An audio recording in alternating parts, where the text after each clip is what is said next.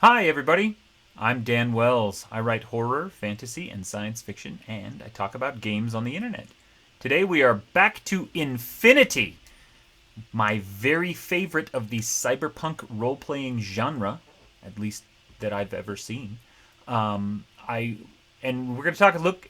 We're going to take a look at the Yu Jing faction specifically. Now, this book, as much as I love the Yu Jing faction, this book is kind of less interesting than most of the other faction books. And that's not because the faction is boring, it's because the book doesn't really have a lot in it. It's mostly just ridiculously detailed descriptions of the two planets and of Yu Jing history. And that's good. I like that. And that's a hallmark of the Infinity faction books, is that they go into far more detail than anyone could ever possibly need for any reason. And what that means is that whatever you're looking for, it's there. It can sometimes be very hard to find, but it's there. There's a lot of information. It's a lot of very good stuff. These are mostly fluff books rather than rule books. But where this one becomes a little less interesting than the other ones is, in the Ariadne book, for example, there's all of these really interesting descriptions of, the antipodes and the wolves and the different things like that. The Panoceania book goes into all this talk about, the Helots or the Helots, and kind of things like that. And the Nomad book has very extensive rules for uplifted animals, or genetic engineering, and things like that.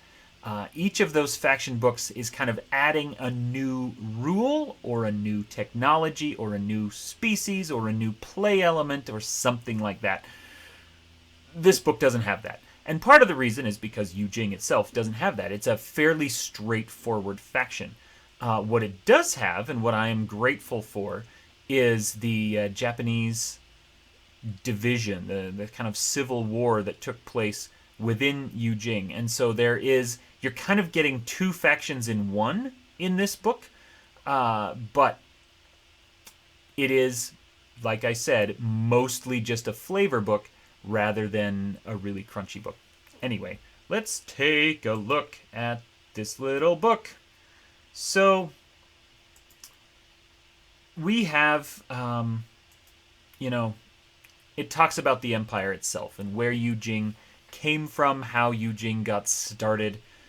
They are the kind of Asian conglomerate faction, and as it is described in here, as Earth becomes increasingly, I want to say factionalized, but that implies that people are splitting apart into groups. What really happens in the history of the Infinity universe is that Earth started kind of corporatizing, sort of, in a way. And not to say that there were private interests in charge, but that nations were combining with other nations.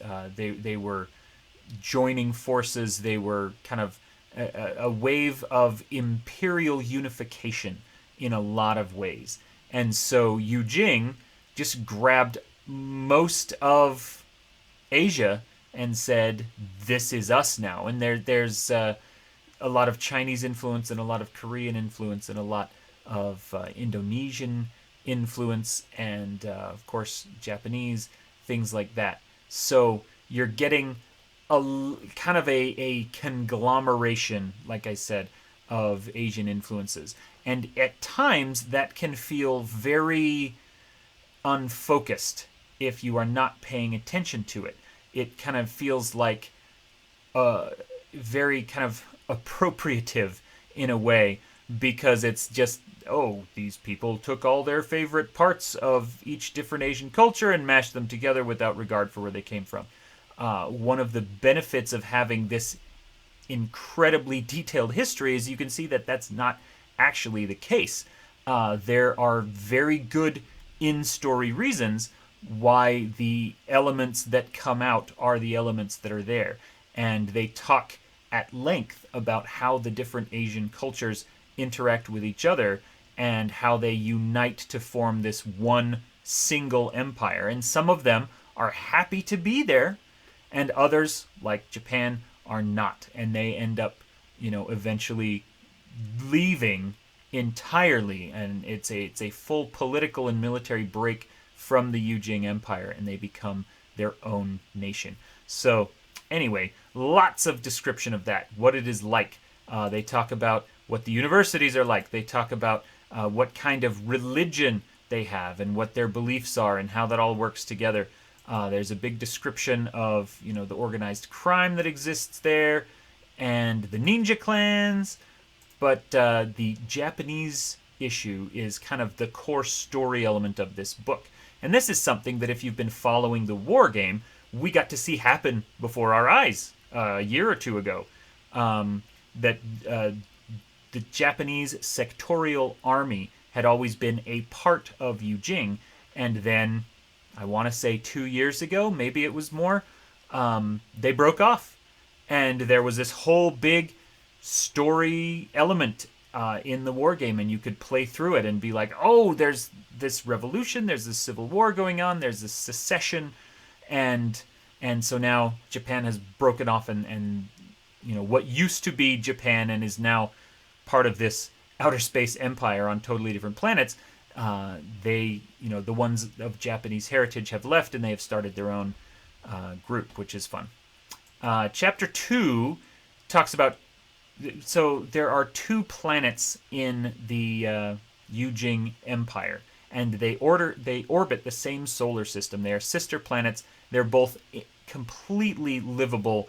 To use Star Trek terms, they're M-class planets, but Infinity doesn't call them that. Infinity just says these are incredibly verdant, wonderful worlds, and then drops the hint that what are the odds that there are 2 planets that are lustrous and green and perfect for human habitation, both in the same solar system?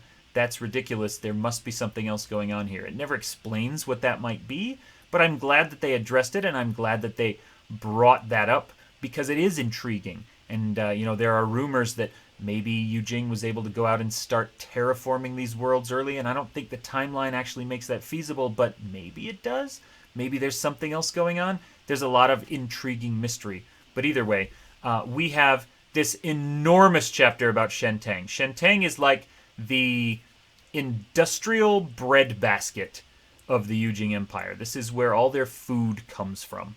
And see all these, continents and islands and cities and stuff. You can read pages and pages about every single one of those.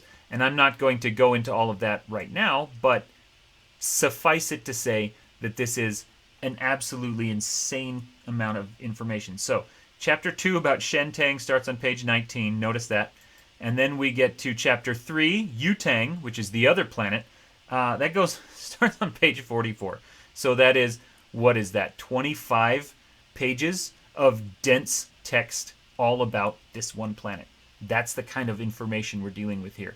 Yutang is more, whereas Shentang is like, this is where we make all the stuff and grow all the food. Yutang is like, this is the city. This is where the government is. This is where innovation and science is happening. So that's kind of how the 2 planets differentiate themselves. And we get, again, huge map, tons of information, started on 44 and goes all the way to 66. So that's 22 more pages. Then State Empire Assets. This is the chapter that looks at the, kind of 4 very specific locations, but then it's also going to talk about how the Japanese group broke off from them. And so we get to find out, they've got some holdings on Paradiso and some of the other planets, Svallerheima, because those are planets where everybody has taken a piece and is trying to hold it. Chapter 5, we get into the gear, and there's not as much gear here as there is in, say, the Nomads book, because it's all pretty straightforward. Kind of the main military might of Yu Jing is in heavy armor, and so there's a lot of descriptions of armored suits and exoskeleton suits and things like that. They don't have tags and the giant robots or the drones to the same extent as most other factions because they rely primarily on heavy armor. So there's a lot of descriptions of heavy armor in here, and there's some other little things. They've got these hover cycles and motorcycles, and those are kind of neat. And of course, they do have a couple of tags, so hooray for that. One neat thing that they do have in here is, come on, show it to us. It's in the adversaries section at the back. So let me jump right to there. So look at all these adversaries. The Sujian Immediate Action Unit. This is one of the more interesting aspects of the Yu Jing military, is transformable heavy armor suits. So you can look like a dude, but then you can transform into like a quadrupedal, running on your hands and knees, robot-assisted wolf suit instead of just a regular exoskeletal suit. And that's really neat. I like that a lot. But we are skipping Chapter 6, which is the big one. So we are going to go take a look at this. Now, these, this character option is not just careers. Infinity has a life path character system where you are developing, not just who you are now, but how you got here. Adolescent events and childhood events and different background options. And there's a lot of those in here. It's actually a fairly complex system because Yu Jing has such a complex culture. And so you can have different kinds of background, and it talks about how that will affect your status in society and where you come from, and how you're going to interact with other people. Also, dissident is a social status. If you are part of Japan or sympathize with Japan, then you are not going to fit in with the rest of Yu Jing society, and so on. Then it's got all of these very specific youth events. If you grew up in Yu Jing, then these are the kinds of things that you're going to have encountered. And a lot of these are very specific, like you can see here, to the heritages that you come from. And these can appear anywhere. Like, just because you're a Shualai, that doesn't mean you're the only one who's experienced police corruption. Police corruption can show up in some of the other tables as well for some of the other backgrounds. The difference is kind of the frequency with which it happens and the extent to which it ties into those 50 pages of setting information that we saw earlier. So this is all great stuff. And then we get into the adolescent events and we get into the careers. Now the careers, let's take a look at these careers, split into regular Yu Jing loyalist, and if you are from the Japanese breakoff branch, then they have a different career table and different careers that they actually can access. These aren't as extensive as some of the other ones. I do like this, imperial rank system where they use different, kinds of training and different names to describe the soldiers at different levels of the Imperial Army, and that's kind of fun. There's ninjas, and so those are kind of neat. Wu Ming Assault Corps, they're like a penal unit of people who had their names stripped away because of horrible crimes that they've committed. But in Wu Ming, it's like this military branch entirely composed of prisoners that will let them fight and earn their honor back. Probably not their name, and they'll probably die, but they will die honorably. And that's all neat. Then we have this whole section of very specific Japanese careers and what do they get to do and how do they get to do it. So, I mean, the information is there and the information is good. It just doesn't have some of the exciting, sexy other things that some of the other groups had. There's no massive description of how the uplifts work for nomads or how the AI characters work in Aleph, which we're going to get to later. So it's not bad stuff. It just feels very straightforward. Here you go. Here's descriptions of what the setting is like. Here's a bunch of